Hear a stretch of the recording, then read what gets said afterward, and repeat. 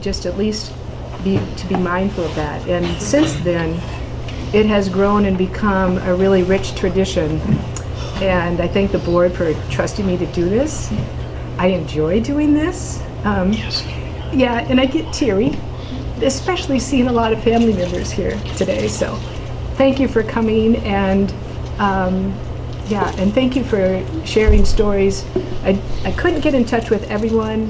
When that opportunity arose, I took advantage of it. But I do hope that we have time for a few stories from each of you after I'm done with this presentation. So I will tell you that my main source for putting these together are obituaries. And thank you for writing beautiful obituaries. I like reading them. It helps us get to know one another. And this doesn't get any easier. After living here for a little over 20 years, I'm starting to know more and more of the people that pass. This singing bowl I've brought every year. It's a singing bowl that's associated with the heart chakra. And the heart chakra is associated with the emotion of compassion. And that is, of course, a uniting emotion for all of us. I used to ring it after each name. I'm going to hold off until the end, and I'll ring it for each person. And we have 25 people that we're going to remember today.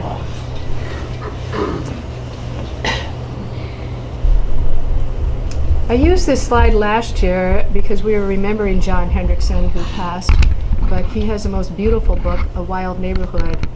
And it starts to name what it is we experience as people who love the Gunflint Trail. And it honors the original people of this region, the Anishinaabe. I'll read it to you. To the Anishinaabe, the Ojibwe, the original people of this region, all creatures, including man, are related and dependent upon one another. There was much communication among them, as well as a deep sense of spiritual oneness. We're always trying to capture what it is that brings us all together. So with that, let us remember. Dave Ettner. Now, I put these in chronological order, and you can see that Dave passed away May of 2023, so we missed him last year. And he passed away at the age of 84. Excuse me, I see somebody wanting to come in the room. Do I admit them? Mark will. Mark? Thanks. Dave had a PhD from the University of Minnesota, and he taught 35 years at the University of Tennessee in the Ecology and Evolutionary Biology department. He began taking field notes on birds and wildlife at age 5. He spent 3 months out of every summer at their cabin, and he was known as the colorful local guide. He co-authored over 70 publications, 22 newly discovered animal species, and 9 of them were named in his honor. In 2022, he received the U.S. Fish and Wildlife Service Lifetime Achievement Award. His memorials go to the Ettner, can somebody say that word for me? Ichthyological Collection at the University of Tennessee, or the Conservation Fisheries Incorporated in Knoxville, Tennessee. This year I've included memorials if they were listed in the obituary, because I think it gives you a place if you want to contribute, and also tells you a little bit more about the person. Go on to Frank Havlicek. Again, I usually do July to July, and Frank passed away in June of 2023, so we missed him last year at age 85 from Harvard, Illinois. This is simply from his obituary. You see, I don't even have a lake name for him. If somebody knows Frank Havlicek, I'd love to be able to include that. He was very proud of his service as a Green Beret. And he owned a pub in Wisconsin, and he returned to Illinois to raise a family and became a meat inspector for the state of Illinois. He was married to his wife Nancy for 61 years, enjoyed family trips with his wife and 7 kids up north to the family cabin, raised his children to be strong, compassionate, hardworking adults, and his knowledge and passion for the outdoors were passed on to his children. I'm grateful that we learned about Frank's passing, and yet he's I love that we don't know much about him, because don't we all kind of love that about our life up on the Gunflint Trail? Cindy Cushman Schreiner from Seagull Lake. Cindy passed away on July 2nd of 2023 at the age of 80 in Blaine, Minnesota. She was 12 years old when her parents, Bob and Marge Cushman, moved to Grand Marais and purchased Diamond Willow Lodge. They moved it and renamed it Sea Island Lodge. She grew up in Grand Marais with her siblings Robert and Nancy, and she spent summers at the family resort. Both of her parents have passed, and we remembered them at that time as well. But in Grand Marais, after high school, she was crowned Miss North Shore at the Fisherman's Picnic. And she met her husband, Tony, of 56 years, on a blind date while completing her nursing degree, I think in Rochester. They have 3 daughters and 6 grandchildren. She loved playing cards, telling stories and jokes, laughter-filled memories. And it said she had an incredible zest for life.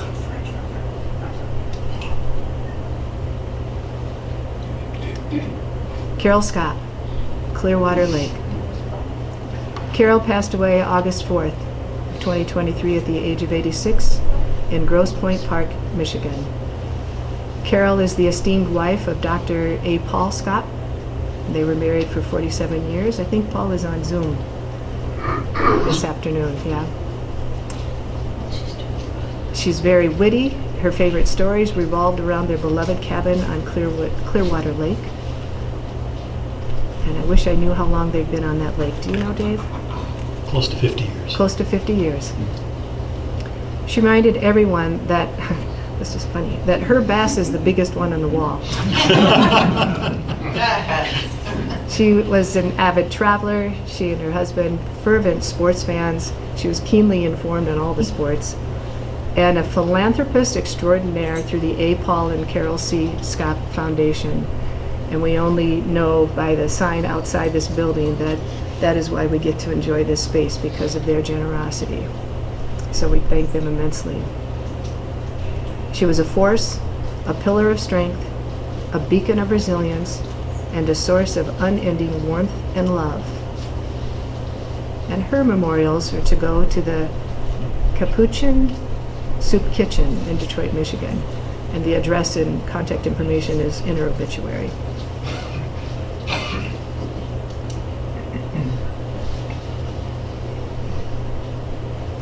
Get a drink of water.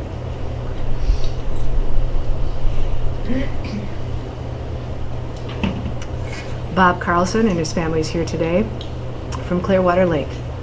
Bob passed away July 31st of 2023 at the age of 79 in Kent, Ohio. He met Anne at Gustavus Adolphus, where they were both biology majors, lab partners, and they were married for 55 years. Bob went on to earn an MS in entomology and a PhD in ecology, and he taught for 35 years at Kent State University. Bob is internationally known for the Carlson Trophic State Index, the TSI. It's a classification scale for measuring lake biomass and health. If any of you are your water quality monitors on your lake, you know about the Trophic Index. Bob Carlson created it. He's also the creator of the great Secchi dip-in. And I used to give him credit for inventing the Secchi disc. Did he? No, Secchi did. So, okay. A colleague, no doubt. But what he did create is an annual date. It was July 26th, maybe? No, it was July 4th. July 4th, okay. That everyone around the nation, if not the world, do a Secchi reading. And that we would have a recording once a year. I learned a lot from him because we were water quality monitors for many years. But this great Secchi dip-in was a great event. He loved spending time at the family cabin, of course, the clearest lake in Minnesota. Of course. And as an educator, he was invested in developing the next generation of water quality specialists. Memorials go to the Dr. Robert E. Carlson Scholarship in Ecology and Evolutionary Biology at Kent State University.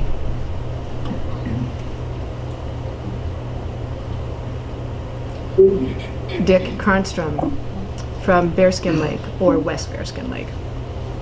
Dick passed away at the age of 89 on August 11th, and he was in Minneapolis. Dick served as a Marine Corps corporal. He was a lifelong volunteer for organizations ranging from American Swedish Institute to Courage Kenny. A nature lover and an outdoorsman, nonpareil, his happy place was his family cabin on West Bearskin Lake. Dick attended all of the gatherings that occurred here, the Gunflint Trail Fire Department Christmas parties, and yeah, always happy to share in the joys and celebrations on the trail. And his donations are preferred to the Gunflint Trail Volunteer Fire Department. Sharon Miles, Tucker Lake.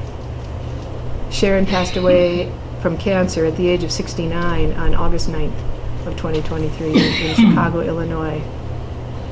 She is the beloved wife of Forrest Miles and the loving mother of Catherine Miles.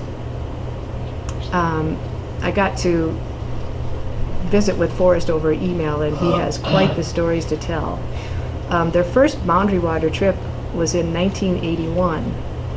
They only got to Voyageurs Island because paddling out there, Sharon said, "I don't want to do this anymore." And so they went to the closest island, and it was Voyageurs Island. And they went there many years afterwards. And it was Bud Darling that outfitted them out of Rockwood. And then they stayed at Rockwood until their timber frame, built by Bob Martin and Virginia Danfield in Grand Marais, was raised in Tucker Lake in 1997. He has crazy stories about bats in the cabin the night of the 1999 blowdown, a pine marten in the cabin eating Ritz crackers. She found the folks who live and work on the Gunflint Trail warm, caring, special people. And her memorials go to the Cancer Federation.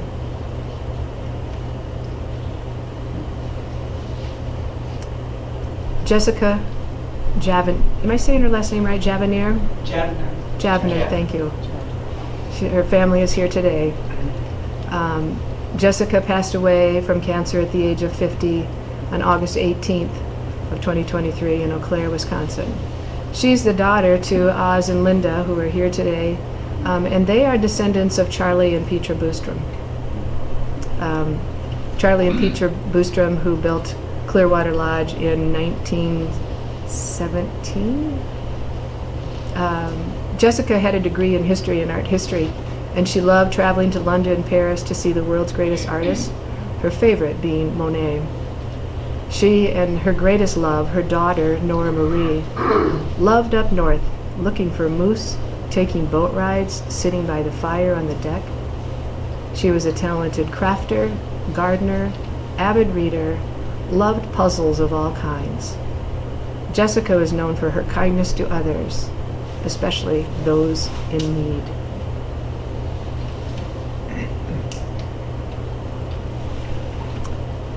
Greg Truex of Seagull Lake. And I couldn't find anybody who was aware of Greg, so lucky Greg. He passed away at the age of 76 on August 24th, 2023 in Niles, Michigan. Greg was an accomplished basketball player in high school and college, and he had a 35-year career with Allstate Insurance Company. He was married to his wife Mary for 55 years. They had 3 sons. He loved fishing and spending time at his place on Seagull. I like when the obituary tells what they like to do, and this is the one thing that comes up. Time at the cabin was it. And his memorials go to the Gunflint Trail Historical Society.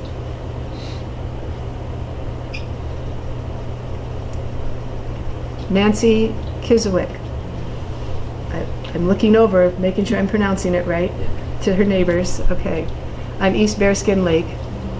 Nancy passed away at the age of 94 on October 25th from Racine, Wisconsin. Nancy became a registered nurse in 1952 and then a full-time mom, but she stayed active in the Wisconsin Nurses Association. She grew up camping, fishing, and hiking. As a youngster, she caught a huge fish with a string tied to a stick fishing pole. That fish adorns the wall in the cabin on East Bearskin Lake because her parents built that cabin in the early 50s, and she and her husband David honeymooned in that cabin even though it was just nearly finished, and then they spent every summer there. I love this. Her rule for playing cards with her grandchildren: let Grandma win, and I'll cheat if I have to.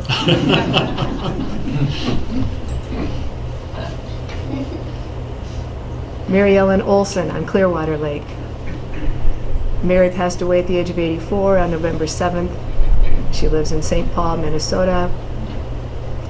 She had a beautiful mind. Music was an integral part. She was a volunteer accompanist for her children's schools and her community. She loved playing the piano with family gathered around to sing.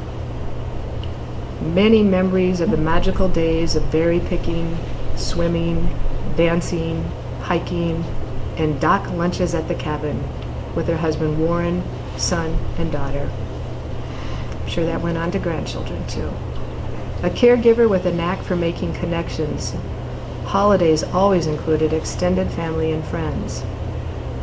And even with Alzheimer's disease, she taught how deep and ineffable a connection can be as she remained engaged, filled with happiness. And it's said that music was her last language.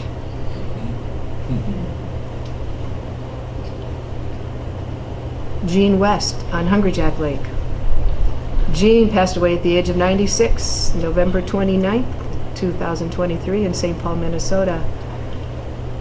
This short 4-point synopsis doesn't give credit for her long obituary with everything she accomplished. She was a dynamic personality, a public activist, a tireless organizer. And it's said in there, she was known for her annual Sunfish Regatta and hosting the errant children of her friends and family at her cabin on the Gunflint Trail. I live on Hungry Jack Lake, so I asked the neighbors. They were all just putting out plethora of memories of their time as children with Jean West, and one of them is this picture that Clay Aaron sent to me when he's 4 years old, sitting on her sunfish sailboat. It had a particular name. I think it was Red or something like that. Anyway, and they also said that they were spreading the rumor that they're going to have a Miss Jean West Memorial Sunfish Regatta this summer.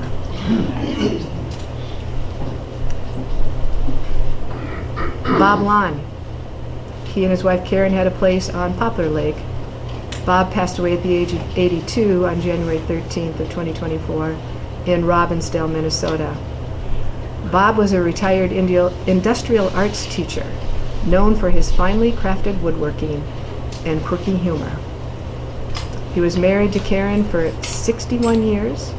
They met as teens, and upon retiring, moved to their off-grid cabin for a year and a half.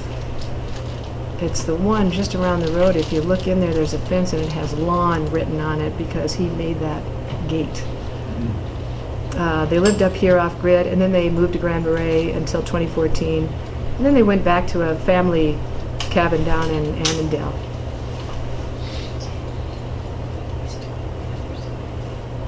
Bob Morrison from Hungry Jack Lake. Bob passed away from cancer at the age of 68 on February 11th. He lives in St. Paul, Minnesota. Bob grew up living overseas because of his father's international jobs, and he met his wife of 45 years, Susan Sherman, during high school at the International School of Brussels.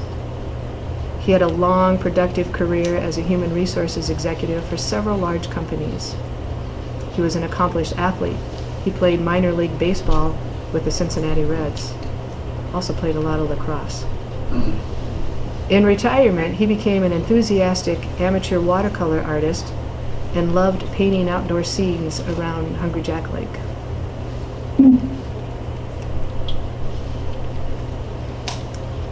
David Chik-Wauk. Remember we just did Nancy in October? David passed away in March at the age of 97 on March 8th, Racine, Wisconsin. He learned to speak fluent Lithuanian from his grandmother and was a translator on many family trips to Lithuania to meet relatives. He married Nancy after their third date. Her parents would call him Moses in the bulrushes while playing bridge at the cabin. I don't think he ever lived that down. Multi-sport, accomplished athlete, including bowling. He spent entire summers, they did, at the cabin after Nancy's parents died, and up until then were up there with her parents. He had an antique hand-push lawnmower. His daughter's boyfriends would have to cut the lawn if they wanted to date her. During the blowdown of 1999, he spent that entire summer clearing trees for his neighbors. Numerous cabin stories you can imagine over the many, many years. And his memorials, their memorials, are directed to the Gunflint Trail Volunteer Fire Department. We called him the ice cream man because he came into Bearskin for a carton of ice cream every week. Also. Nice. The ice cream man. I like it. Lee's off. Both Clearwater Lake and Leo Lake. Lee passed away at the age of 94 on March 9th. She lived in Minneapolis and also on Leo Lake. Lee was the Aquatennial Queen of the Lakes in 1949. She lived in Grand Marais, this was in the mid to late 50s, while Jocko got his first job out of college teaching and coaching at the Grand Marais High School. And at that time they had a rustic summer cabin on Devil Track. And then they bought Clearwater Lodge in 1964. Jocko died at an early age in 1978. So they were there for 14 years. And then she ran it herself for 8 years and sold it to her daughter Margie in 1986. And Margie sold it in 1997, 95 to Marty and Bob Martino. Marty's here today. And then she lived many summers on Leo Lake. She had various leadership roles, key leadership roles, I should say, in all of her volunteer activities, whether it was the Gunflint Trail Historical Society, the Chik-Wauk Museum, the Gunflint Trail Quilters, the Mid-Trail Auction. Betty Hempstead, with whom she served on the Historical Society in the beginning days, said, "I think of her as one of the main rocks in the very foundation of helping to realize the dream we all shared." Lee was a wonderful wife, mother, businesswoman, grandmother, and friend. She was a talented baker, seamstress, knitter, quilter, and enjoyed craft projects. Lee loved to support her grandchildren by attending their events, their games, concerts, and many birthday parties. And her son Dan wanted me to be sure to let you know that they will be hosting an open house celebration for her here at the Scott Community Center on August 17th, which is a Saturday, from 1:30 to 3:30. I don't know if some people make deeper footprints or more footprints or bigger footprints, but there are some people that we all know just a little bit more than others. Lee is one of those. Carol Byers, Gunflint Lake. A friend. And Carol passed away at the age of 77 on March 9th. Arden is here today. At age 5, she took her first family trip to the old Diamond Willow Lodge, and then every summer ever since. In 1971, she and Arden leased a cabin in the summer homes on Gunflint. And in 1993, they bought the old Aidan and Helen Hoover winter cabin. And in 2013, they built their dream home. While living in California, Arden would drive her and the children to Gunflint Lake, fly home, and then come back for them in the fall. Carol was adopted at age 5, and at age 50, she discovered she had 2 brothers and enjoyed 2 reunions with them. She loved the forest, the wild animals, the blueberry picking, and the canning of jelly. While recovering at the Grand Marais Care Center, she crocheted 12 lap blankets for the fellow residents. She picked balsam tips for scented pillows that she sewed up and donated to the Chik-Wauk Museum store. I don't know if we have any more. Her volunteer work, 40 years for the Gunflint Trail canoe races, 10 years plus for Chik-Wauk, Gunflint Lake Property Owners Association. Carol said this: "I knew Gunflint was where I was supposed to be. Being able to be is what Gunflint does for you." I think we'd all agree. Memorials for Carol to the Gunflint Trail Volunteer Fire Department or Solvay Hospice House in Duluth.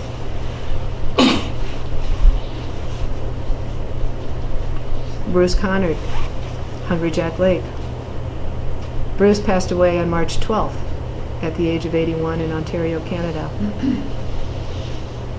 Bruce married his high school sweetheart Audrey, who died in 2015, and they honeymooned on Hungry Jack Lake. He emigrated from Iowa, where he went to college, to Canada in 1972 during the Vietnam War. He was a world-renowned scientist, and I'm just realizing that I didn't put where he got all of his degrees, because he was a world-renowned scientist in the fields of mining, metallurgy, as well as toxicology and epidemiology. His passion was science and sustainability. A very gentle man, soft-spoken, except his daughter said at Toronto Blue Jays baseball games. The log cabin, referred to as Koheko, which is a combination of last names, was built in 1948 when he was 7 years old by his father, Charles Connard, and Henry Bent. And Henry and Bob Bent were both scientists. This is on the north shore of Hungry Jack and the Forest Service land. And I might add that he did a study, like a 14-page study, on the effects of sodium chloride. Is that what they put on the roads to hold the dust down?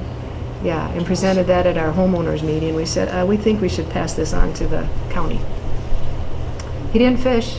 He didn't have a motorized boat, but they had Tippy, an aluminum canoe. His daughter said when he would lay in the bottom of the canoe at night, he would tell his kids that on those nights he lived in the sky. His daughter Hillary said Minnesota was water and sky and forest and air. It was community. It was friendship. It was love.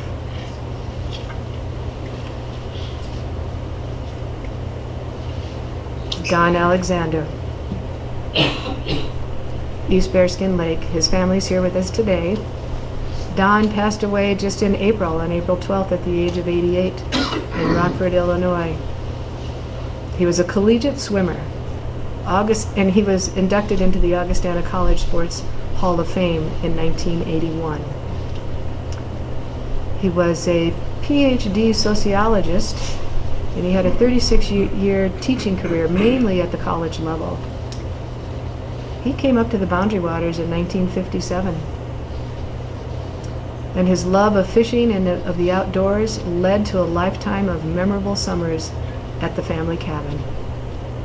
He loved teaching grandchildren the secrets of fishing and a love for nature. Don was an avid reader, vocal advocate for the environment, for the homeless, for women's rights.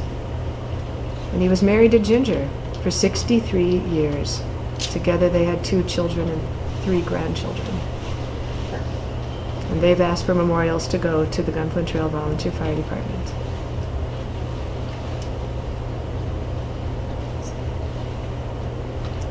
Bud Darling, Saginaw Lake. Bud passed away in May at the age of 84. He was living in Duluth at the time. I talked to his son, Mark, and Bud was a social worker back in the beginning for the Y camps in Chicago. And in the 1960s, they already had a farmhouse on the west side of Grand Marais, and they sold that to buy Way of the Wilderness. some days regretting it because now it would have great value. In 1976, he and Ruth bought Way of the Wilderness Canoe Outfitters from Gail and Ralph Scrines. They heard about this at a party, but what was really happening at the party is that they were talking about Cliff and Hilda Waters wanting to sell their place. So Bud heard it a little differently, and he went to talk to Ralph Scrine by mistake, but Ralph liked the idea, so the deal was made. In 1980, they purchased North Country Trading Post from the Waters, and then they merged it with the Outfitters. Mark said that his dad was a fan of Wilderness Canoe Base, and while it was under Jim Winnanen, I think Jim's here, he brought a team over to dismantle a huge deck, just being neighborly. And in 1984, he obtained the 3 buildings from North Point Canoe Outfitting for $1,000 each, as they were auctioned off by the U.S. Forest Service. They surrendered their property at the time of the changeover, and he thought he got them for a deal, but Mark said they probably put in $50,000 worth of labor to tear them down and reconstruct them at Way of the Wilderness as bunkhouses. And then in 1997, son Mark added the Trails Inn Cafe. I know Bud because we served on the board around the same time. He was the treasurer for the Historical Society for 9 years, from the beginning, 2010 to 2019. And wow, it was more than a full-time job. Everybody can attest to that. Bud darling. Dyke Williams from Seagull Lake.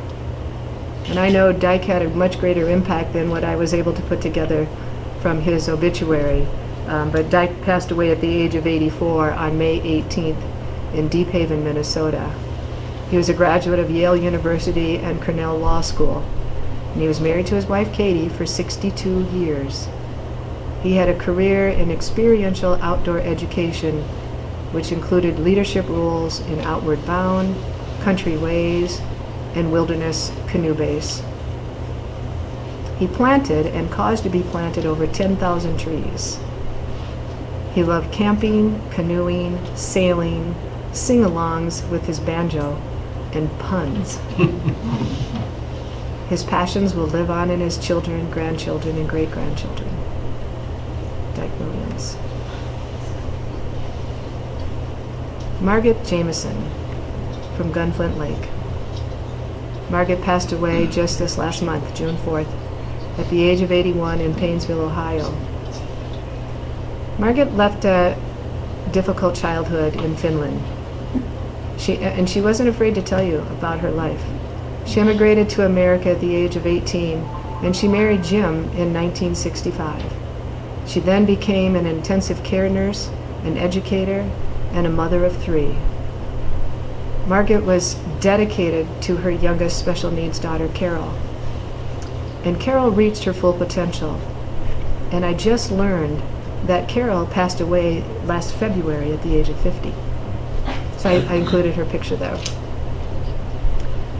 In retirement, the Jamesons spent half the year on the Gunflint Trail. She was a very active, valued member of the Gunflint Trail community. I think I saw her at the canoe races last summer.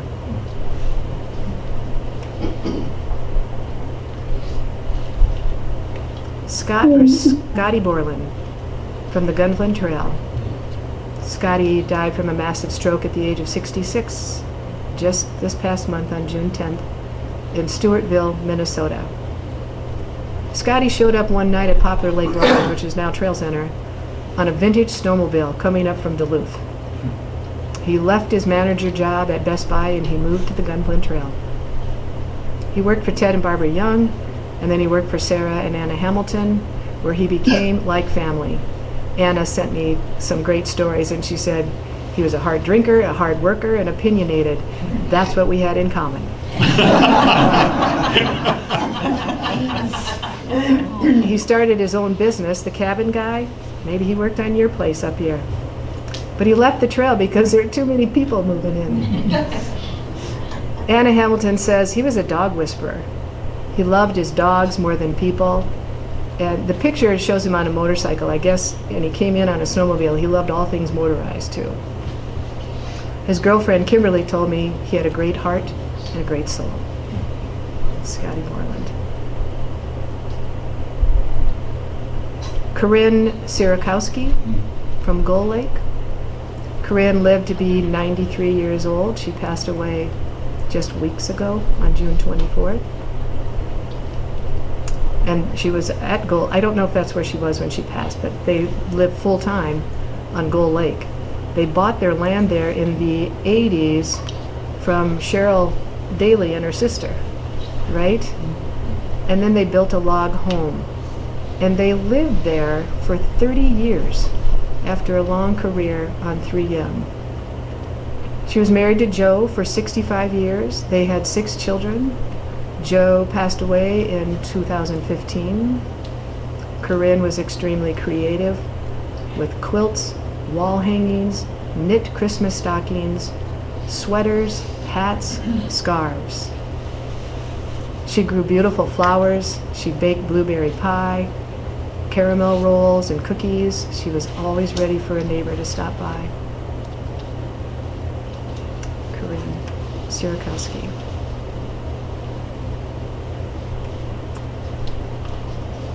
I have a blessing I'd like to read to you now that we've met our neighbors who have left the trail. And I hope that this helps once again deepen our understanding of what life is like on the Gunflint Trail and what it offers us. It comes from John O'Donohue's book, Bless the Space Between Us. While something may come to an ending on the surface of time, its presence, meaning, and effect continue to be held and integrated into the eternal. This is how spirit unfolds and deepens. In this sense, eternal time is intimate. It is where the unfolding narrative of individual life is gathered and woven. Eternal life is eternal memory. There it becomes possible to imagine I don't see a realm beyond endings. Marcia on her at all. Where But I see nothing Scott. I showed him sitting on his motorcycle. So it was nice. So, eternal life Absolutely. is eternal memory. There it becomes possible to imagine a Oh. realm beyond endings Kimberly just did. where all that has unfolded is not canceled or lost, but where the spirit depths of it are already arriving home. May we bless those who have gone on before us, and especially those we remember today. I'm going to ring this bowl for each one of them.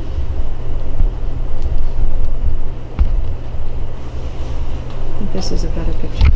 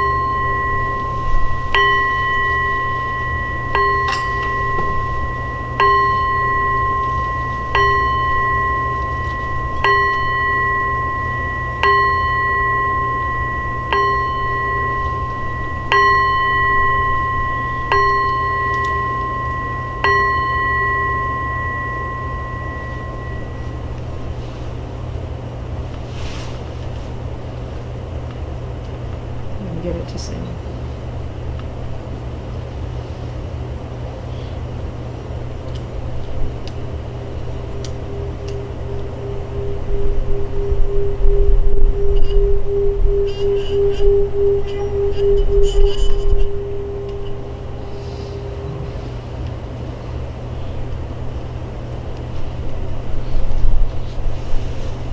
Thank you. Thank you. We will remember.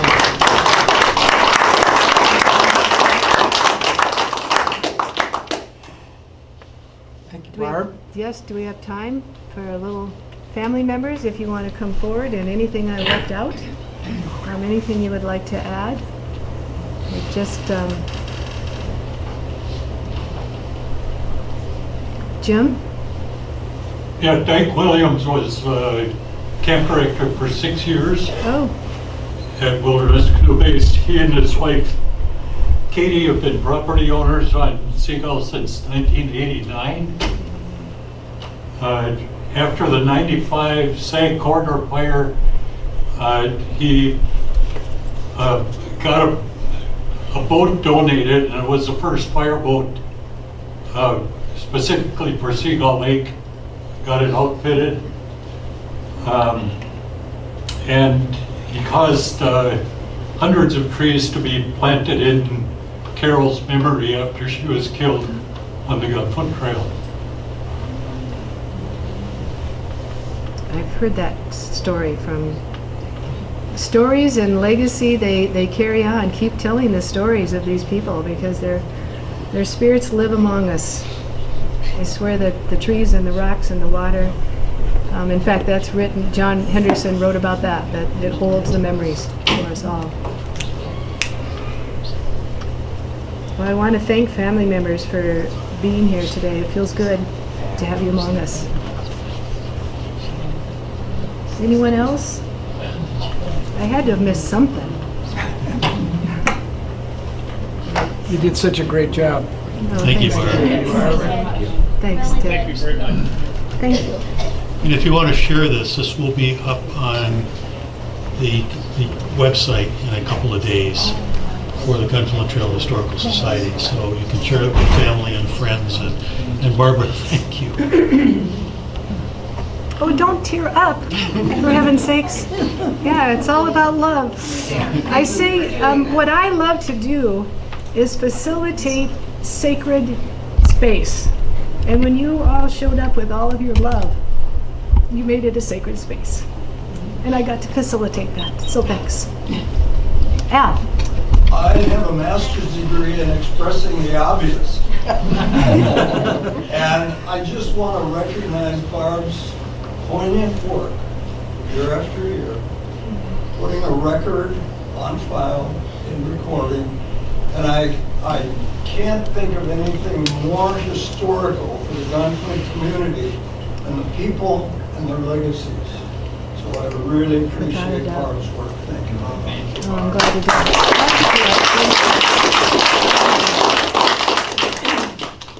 did. Everyone's welcome. We got treats back there. Stay as long as you'd like. Mingle, enjoy, sign up for the Pie Social. And thanks for coming. Next member meeting would be the second Monday of August. We've got another great speaker coming. So, Oh, over here. Ginger and her daughter.